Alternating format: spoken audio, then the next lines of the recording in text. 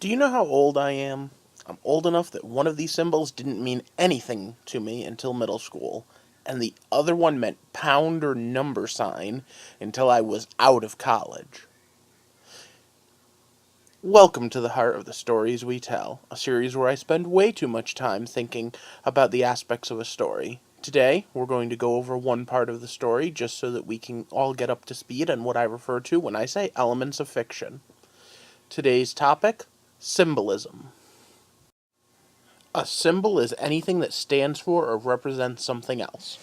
In a story, a character, an action, an object, or an animal can all be symbolic. Often these symbols stand for something abstract, like a force of nature, a condition of the world, or an idea. At its most basic form, a symbol is exactly what you saw at the beginning of the video. The at symbol isn't this word at, but in your mind it relates the two. If I just throw an at sign on the screen, you know what I'm talking about. So, let's take a quick look at what type of symbolisms exist in stories. Since I skip poetry a lot up until now, let's talk about a favorite of mine, The Master of Macabre, Edgar Allan Poe. He has a poem that most likely you've all heard about, if not you live under a rock, called The Raven. Now, I'm not going to read you the whole thing. I'm sure you can find probably just a Google search away the whole thing. But at the end of the day, the raven stands for death, and the death that's coming for the narrator. He has another story, too, The Telltale Heart, where the beating of the heart is symbolic of somebody's guilt. Both of these stories, both of these poems, are epic in scope, but very personal in meaning. Now, just as characterization and dialogue and plot work on the surface to move a story along, symbolism works in a similar way. It just works underneath, more outside the action, moving things forward. Now, this ties in a lot with theme, and actually the reason I transposed them from my original plan of doing theme then symbolism is exactly how they connect.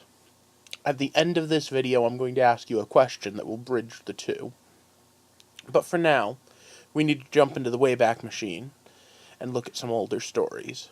Older stories use symbolism through what's called allegory, giving a literal event and its allegory counterpart a one-to-one correspondence. Nowadays, movies and stories don't do so as much. Allegories are seen as very forceful. Critics think that the author is insulting our intelligence when they write them this way.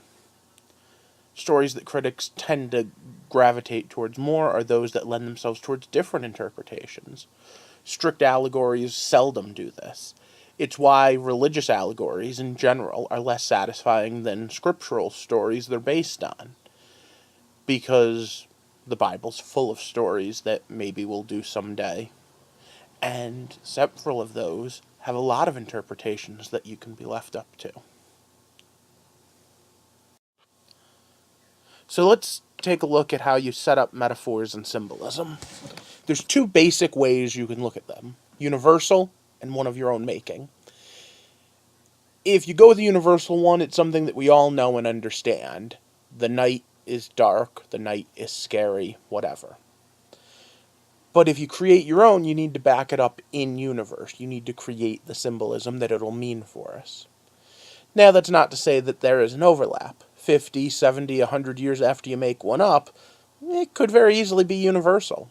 Let's take a look at the S on Superman's chest. I don't think there's anyone that doesn't see that as the S shield nowadays.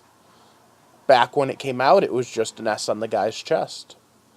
They added to the story in the comics by saying that on Krypton it was a symbol of hope. Then in another story, using a Superman cult, they spray painted it upside down and said that upside down it's resurrection. Somehow I don't think that's going to have as much traction. But that idea of hope kinda resonates with you. The Doctor says in one of the most recent movies that sound the TARDIS makes is hope coming for him. Well, it's easy when you have a hero that's been around for generations to say something that hero does or has stands for hope, because they've saved so many people. And if you're familiar with the work, you're familiar. That S shield does ring true to mean hope to many people. So does the doctor's whoosh whoosh sound that I just massacred. So symbolism is so complex because it's so personal. Not only are there universal and individual to story symbols, but there are things that mean something to you individually. An object, a prop, a music, a sound, a color, a word, a set, a character type, some lighting, some staging, you name it. Just think about your sense of smell. How symbolic is it to smell cookies being made? Does it remind you of your grandmother? It's a trick of the mind. It's the same thing we're trying to do here in stories. It's a trick on your mind that's trying to bring something to the surface, something that is a shorthand, a symbol of something that means something else. There's another trick, fables. You can add a fable into your story, something that in your world, in the world of the story, isn't in itself supposed to be a fable, but actually harkens to what it is going on now. Mr. Martin does that very well in the world of Westeros. He creates songs and legends that are entirely unique to Westeros in a way that aren't in ours. There are a lot of types of symbols, and we could go over them for days. Some are religious, some people read into way more than others. I won't say they're wrong, but I disagree with some more than others. Here are a few that I think are pretty straightforward for you to think about. In the movie Equilibrium, it's about gung fu craziness. We have these drug ampoules that look like bullets, and the drug injector looks like a gun. All of it's part of the theme, which again we'll get to next week, that each one symbolizes exactly more gun-related activity. American Beauty has set so much symbolism that if I had all day, I could go over it. In fact, I'm pretty sure there are film classes entirely on symbolism that could just take American Beauty and pull it apart. There are two paintings that play a symbolic role in the James Bond movie Skyfall.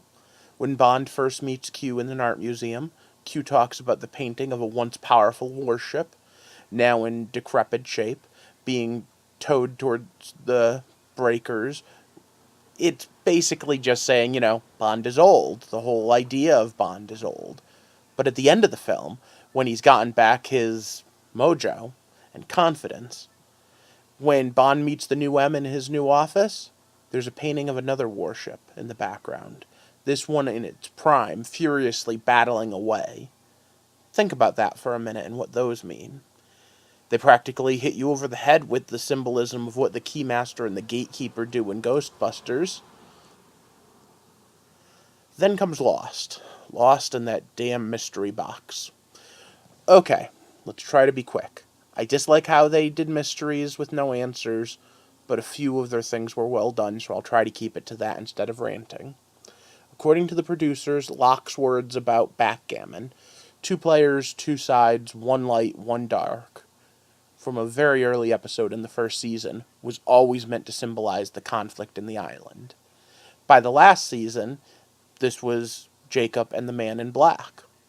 There was also a really good visual that they used over and over again throughout the seasons.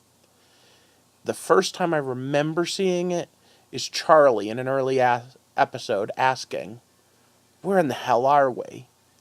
And as that question gets asked, the camera spun around him, zooming in as it spun, basically making you disoriented a little, helping you get into the mindset of how crazy this was. Now with Charlie comes the moth thing as well. In an early episode of Season 1, Locke shows Charlie a moth in a cocoon to symbolize how to struggle can strengthen someone, and how helping them can rob them of that personal growth. At the end of that episode, Charlie swore off heroin independent of Locke's controls, and the two saw a moth flying away in the air. Now I'm going to use that to segue to something I prefer, because from the beginning, there were no answers on Lost. I'm going to go to something that did have answers from the beginning. Babylon 5. A 5-year story written entirely, or at least plotted out entirely, before it was even taped for the first episode.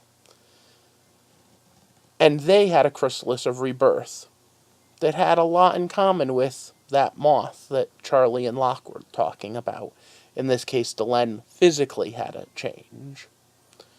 So, you know what? Maybe I'll push that aside. Babylon 5's got enough symbolism. Maybe I'll do a whole video on it. Like I said, it's one I like. But I saved my absolute favorite one for last. Batman. There's a lot to unpack over the course of our discussions. And I will probably use Batman a lot. Mostly because I figure I'm talking to a bunch of geeks mostly anyway. Today, though, mixing symbolism and theme, I'm going to use some classic Batman symbolism.